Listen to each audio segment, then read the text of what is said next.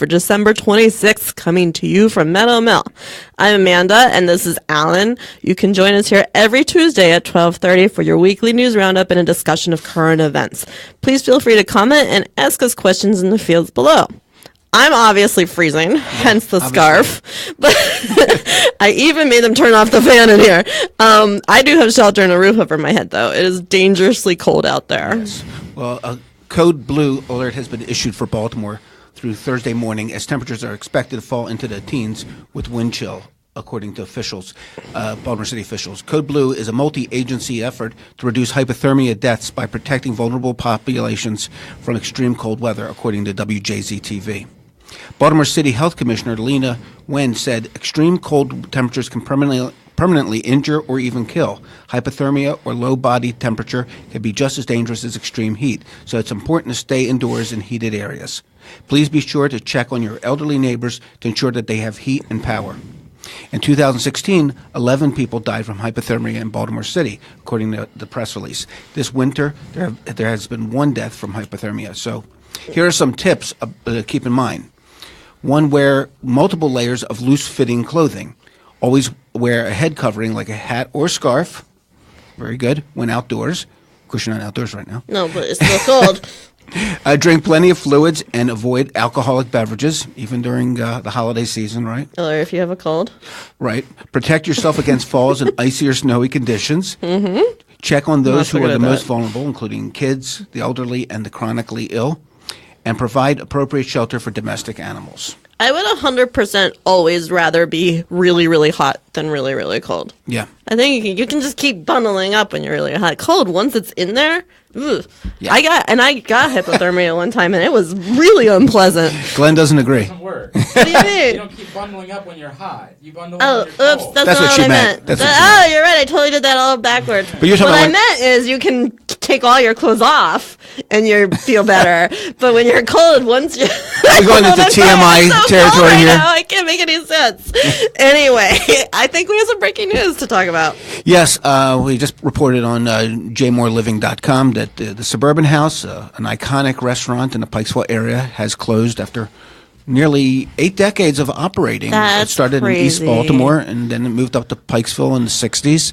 And everybody grew up there eating their matzo ball soup and their kasha varnishkas. I know Glenn was a big frequenter. Glenn learned some of that. And but they closed their doors on Friday, sadly, and That's too it's bad. the end of an era. It is. in We're Pikesville. losing a lot of our diner. Yeah. I mean, delis. Sorry, A lot delis. of our delis and our restaurants, these iconic places, these landmarks, are gone by the wayside. And the Suburban House was right up there.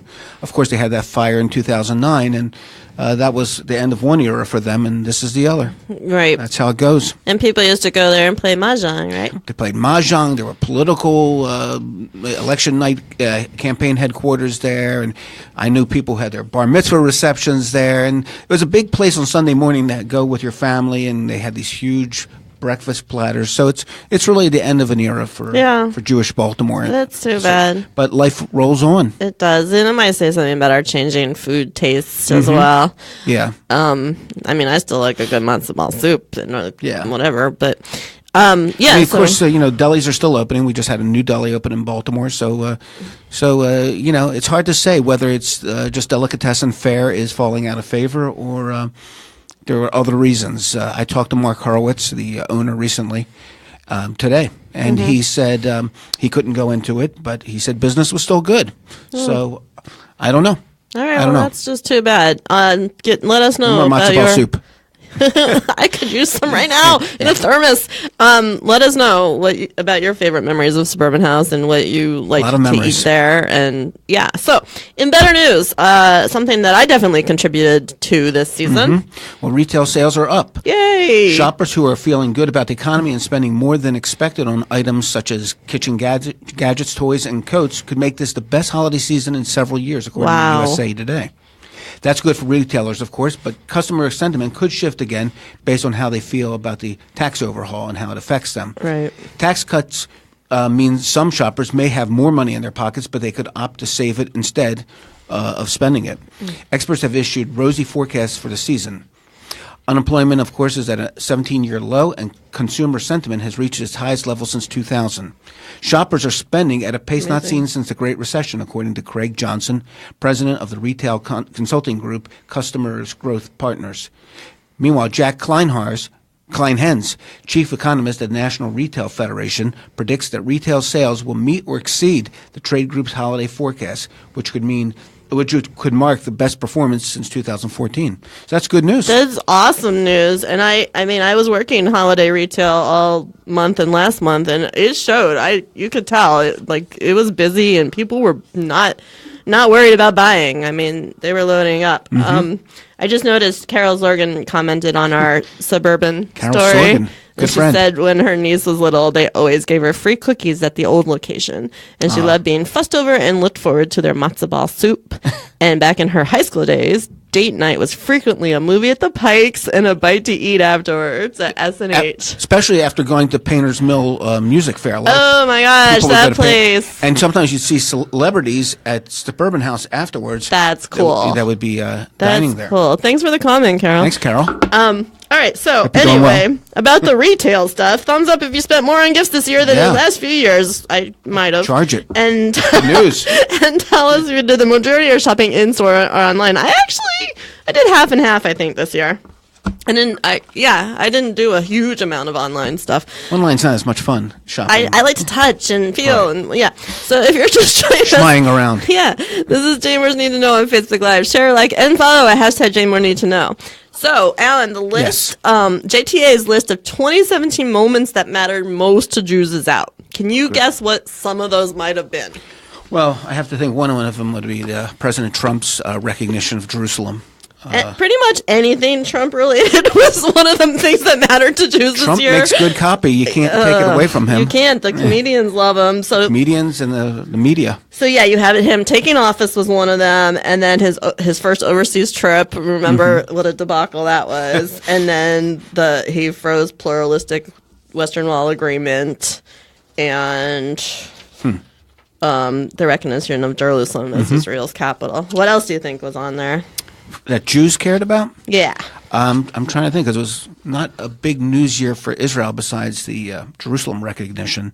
But it was a big year for sexual molestation, and That's it was a true, big year, it really unfortunately, was. for that, It and was sexual misbehavior. Yes. Harvey Weinstein and company. That's definitely one of them. And then, of course, it was a really horrific year for anti-Semitism, actually. sure. So the JCC bomb threats Right. was one of the stories. Seems like a long time ago now. Yeah, it was early threats. this year. January, February, March. And it turned out to be a kid in Israel. Yeah, on the West Bank. Stupid Go figure. jerk. And then the when Trump shut down reporters who asked him about the rise in anti-Semitism. Right.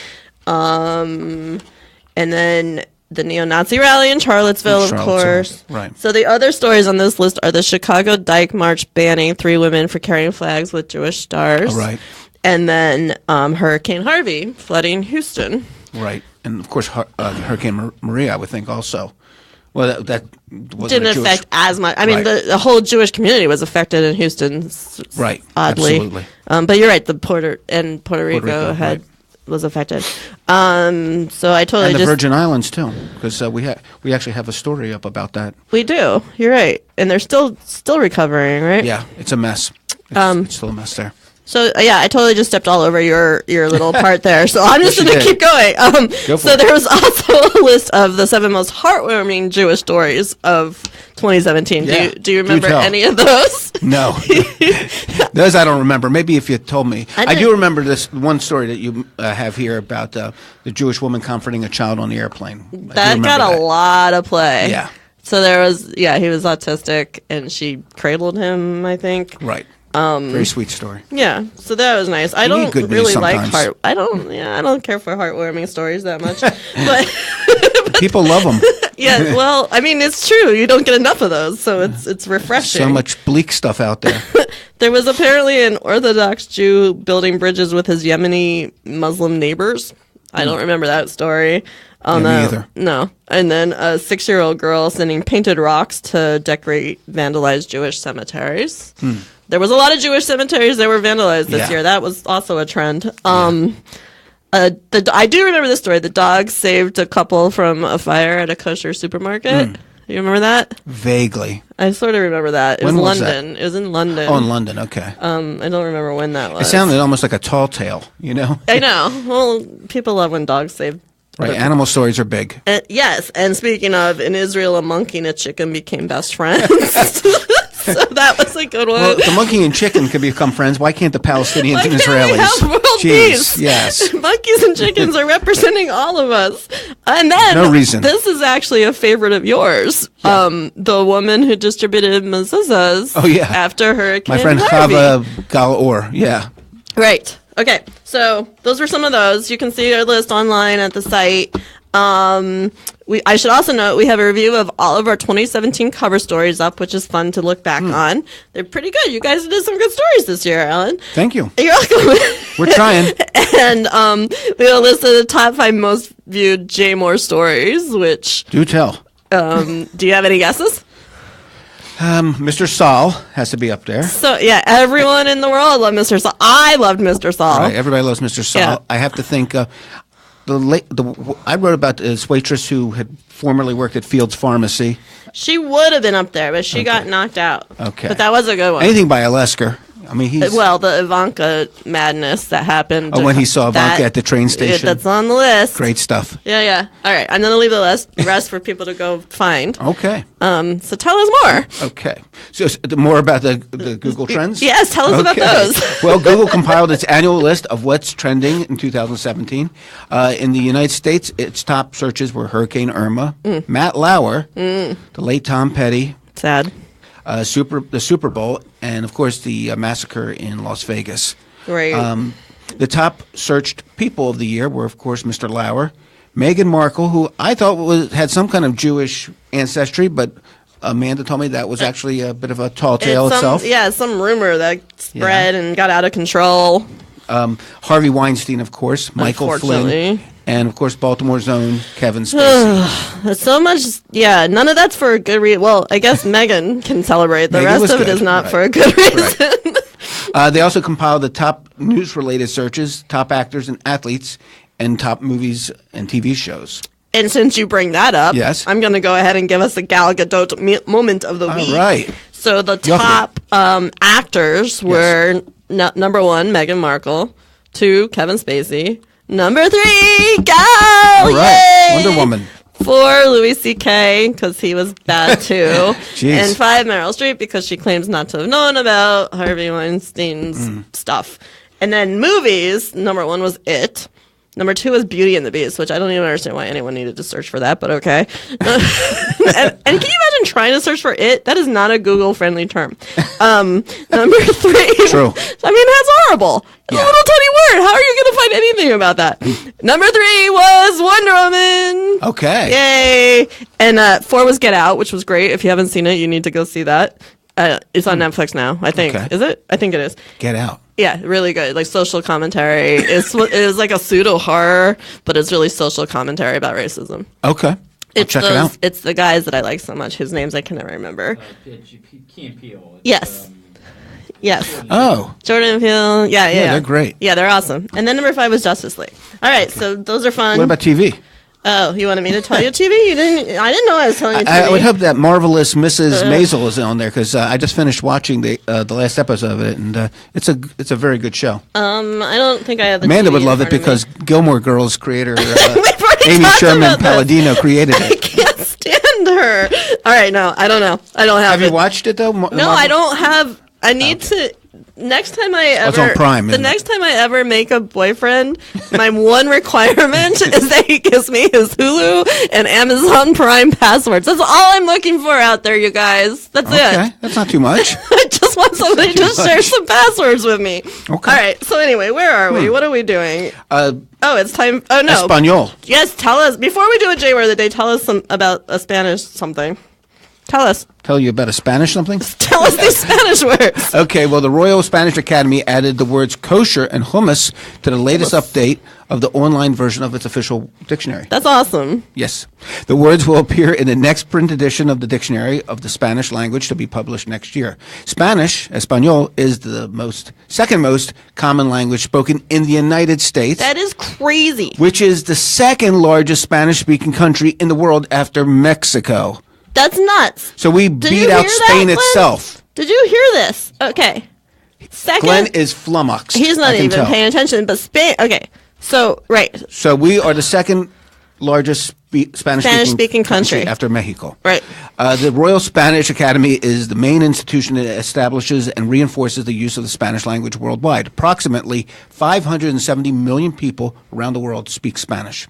The countries with the most Spanish speakers are Mexico with 122 million, the U.S. with 57 million, Colombia with 48 million, Spain with 47 million, and Argentina with 44 million. That's pretty incredible. We have 10 million more Spanish-speaking people than Spain. Yeah. And how did Colombia edge them out? I guess That's it's a big amazing. country. All right. The dictionary defined kosher as, quote, a product, a meal, a menu, etc. 1, obtained or prepared according to the precepts of Judaism. 2, said of an establishment selling or serving kosher products.